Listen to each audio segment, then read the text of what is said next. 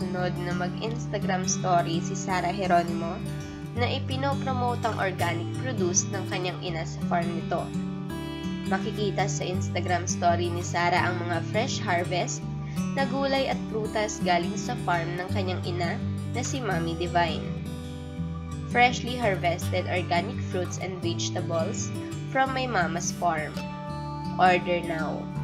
Saad ni Sarah sa bawat IG story niya. Dahil sa Instagram story ni Sarah ay naintriga ang publiko kung nagkabati na ba sila ni Mommy Divine.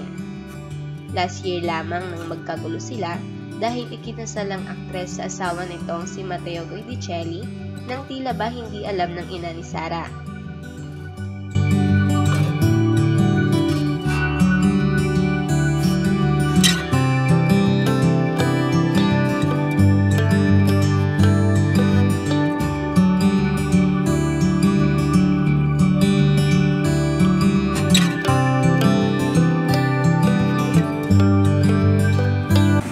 Share for